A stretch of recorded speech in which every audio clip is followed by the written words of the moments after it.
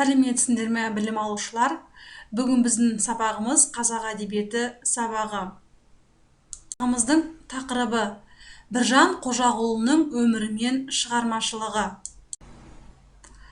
Сабағымыздың мақсаты Біржан Қожағұлының өмірі мен шығармашылық жайлы білімдерін қалыптастырып, шығармашылық ізденіске үйрету, шығармалармен таныстыру. Қазақ халқының әнші ақындары жайлы білімдері мен ой өрістерін дамыту, ұлттық ән өнеріне қызығушылығын арттыру, өнерлі қадірлеуге, өнер адамдарын құрметтеуге тәрбиелеу. Енді балалар, сіздер білесіздер, өткен сабақта біз әнші ақындар шығармашылығына жалпы шолу жасап өткенбіз. Яғни ол тақырыпта біз 19 ғасырдың екінші жартысы мен 20 ғасырдың басында қазақ әдебиетінде өзіндік орны бар, ерекше дамыған саланың бірі, яғни әнші сазгер ақындар поэзиясына тоқталған болатымыз. Әнші сазгер ақындардың ең бір дамыған кезеңі осы 19 ғасырдың екінші жартысы мен 20 ғасырдың басында болды. Яғни бұл кезеңдегі әнші ақындарға кімдерді жатқызамыз? Біржан Қожағұлұлы, Ақан Сері Қорамсаұлы, Мұхит Мералыұлы, Жаяу Мұса Байжанұлы, Сегіз Сері Бахрамұлы, Әсет Найманбаев сияқты осындай көптеген әншілерді өтетін боламыз деп мен сіздерге өткен сабақта хабарлаған болатынбыз. Енді бүгінгі сабағымыз осы әнші ақындардың ішінде кең танылған сал серілеріміздің бірі Біржан Қожағұлы.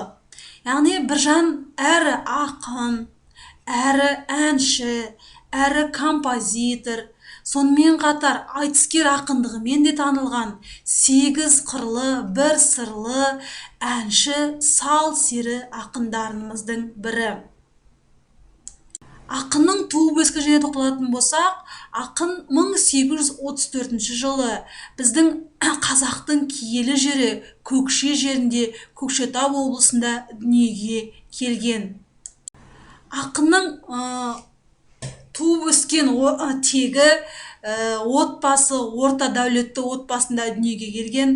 Арғы аталары Бертіс, Бертістен Ақшуақ, Айшуақ, Жаншуақ, Қожамқұл, Қожағұл тарайды. Яғни Қожағұлдың Тұрлыбай ұлынан осы біздің ақынымыз Біржан Қожағұлұлы тараған екен. Біржанның ақындығы ерте танылады. Яғни Біржан 20 жасына келген кезде, яғни ән шығарып, бұдан кейін аз уақыттың ішінде қазақтың бүкіл картада көріп отырғандай, яғни бүкіл өңірлерін аралап, сол сал серілердің негізгі қызметі аралап, өзінің ақындығымен, әншілігімен, айтыскерлігімен танылғандығын көріп отырмыз. Міне көріп отырсаңыздар, сол кездегі барлық қазақ ерлерін аралап, өзінің танымалдығымен белгілі болған ақын. Яғни бұл жерде Шығыс Қазақстан облысында Абаймен кездеседі. 1871 жылы Біржан Жетісудағы айтыскер ақын Сараны іздеп барып, Сара Тастанбек қызымен айтысқан. Мен қарап отырсаңыздар, Біржанның осындай бүкіл аз уақыттың ішінде қазақтың барлық аймағына таралғаны белгілі. Енді Біржанның мектебінен өрістеп, өнер қанатын жайған әнші ақындар кімдер деген сұрақ туады. Яғни Біржанға осындай еліктеп, сол сияқты сал сері, ақын болам деген көптеген ақындар Біржан мектебінен өрістеп дамиды. Яғни бұлар Жаяу Мұса, Басықараның Қанапиясы, Құлтума, Ақан Сері, Балуан Шолақ, Әздембай, Үкілі Ыбырай, Иман Жүсіп, Сабырбай, Шашубай, Ағашаяқ тағы басқасынды ақындар осы Біржан мектебінен өрістеп дамыған болатын. Енді Біржан Қожағұлының шығармашылығына тоқталып өтейік балалар. Біржанның шығармалары, яғни ол ақындығымен танылған ақын, яғни өлеңдері көптеген әлеуметтік теңдікті жырлаған өлеңдер жазды. Табиғат лирикасына арналған, махаббат лирикасына арналған өлеңдері бар. Сонымен қатар, мен сіздерге жоғарыда айтып кеткен болатын, Біржан сал өзінің айтыскерлігімен танылған ақын деп, иә. Біржанның Біржан Сарамен айтысы, Біржанның Нұрғайшамен айтысы, Біржанның Шөжемен айтысы, Тезекбаймен айтысы деген сияқты айтыстары танымал, сол кезеңдегі қазақ даласына танымал болатын. Жалпы Біржан Сал өлеңдерін тақырып тоқталсақ, тақырыбы заман шындығын суреттеді, яғни оған жанбота, адасқақ өлеңдерін жатқызуға болады. Жастарға өсиет ретінде жазды өлеңдерін, сырғақты, жастарға жақсы мен жаман өлеңдерін кіргіземіз. Және жоғарыда айтып өттім, тағы да махаббат лирикасын жазған болады. Не? Аққом, Айтбай, Ләйлім шырақ, Көкек, Ақтентек, Ғашығым. Не? Біржан Сал өзінің өлеңдерінде осындай тақырыпты қамтыған болатын. Енді балалар, біз Біржан Салдың өмірімен таныстық, және шығармашылығымен таныстық. Енді әдебиет кітабымызды алып, Біржанның өлеңдерін оқып танысайық. Ол үшін қазір кітаптарыңды ашып, Біржанның өлеңдерін мәнерлеп оқиық.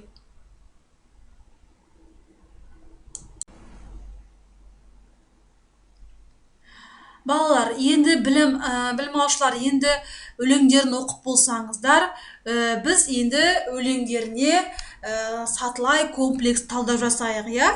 Бұл технологияны сіздер бұрыннан танысыңдар, басқа ақындарды өткен кезде де біз осындай өлеңдерді талдау жұмыстарын жасайтынбыз, иә. Дәптерлеріңді ашып, мына ақанның өлеңін жазып аламыз, иә.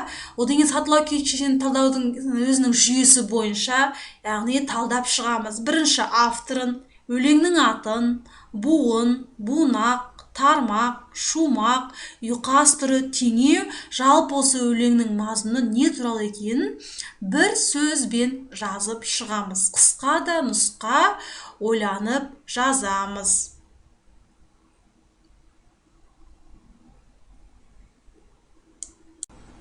Енді сіздерге келесі тапсырма, мен және жоғарыда айттым, Біржанның өлеңдерін тақырыбы сан алуан деп, жәнегі мына жерде көрсетіліп тұр.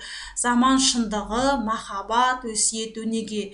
Енді сәйкестендіру кестесі бойынша, балалар, сіздер мына берілген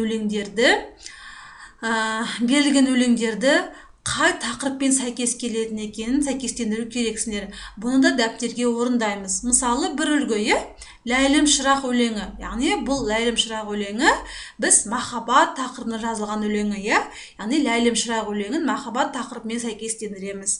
Қалған өлеңдерінде осылай қай тақырыпқа сәйкес келетінін жазып шығамыз. Стрелкамен көрсетсеңіздер болады. Енді білім алушылар, сабағымызды қорытындылайық, Қорытындылау үшін мен сіздерге мындай сұрақ қояйын. Бүгінгі тақырыптағы Біржан кім? Қандай өнердің иесі? Әлегі бос ұяшықтарға Біржанның сіздер кім екенін, қандай өнермен танылғанын жазып шығу керексіздер. Мысалы, жәнегі ол кісі және әнші дедік. Екінші ақын дедік. Үшінші айтыскер ақын, арғата енді өздерінің тағы да оның қандай өнер иесі екенін мына бос ұяшықтарды толтыру керексіздер. Енді үйге тапсырма, балалар, Біржан Қожағұлының өмірі мен шығармашылығын толық тағы да кітаптан оқып келеміз, оқулықтан. Одан кейін екінші Ләйлім шырақ өлеңін жаттаймыз. Біз енді сабағымызды бүгін жаңа тақырып бойынша кері байланыс парағын толтыру керексіздер. Ол үшін сіздерге 3 сұрақ қоямын, соған жауап жазу керексіздер. Қысқа нұсқа. Бүгін сіз үшін не маңызды және қызықты болды? Сіз үшін бүгін не қиын болды? Сіз келесі сабақта қашықтан оқытуды тиімді ету үшін қандай ұсыныс айтасыз? Енді балалар, бұл тапсырмаларыңыздың барлығын жәнегі жоғарыда берілген тапсырмалардың барын дәптерлеріңе орындап, кері байланыс парағын орындап, үй тапсырмасын орындап, маған білесіздер сіздері EduPage программасы бойынша үй тапсырмасы деген бөліміне жібересіздер. Мен сіздерді сол жерден барлық тапсырмаларыңызды тексеріп, бағалап, сіздерге баға қоямын. Назарларыңызға рахмет, сау болыңыздар.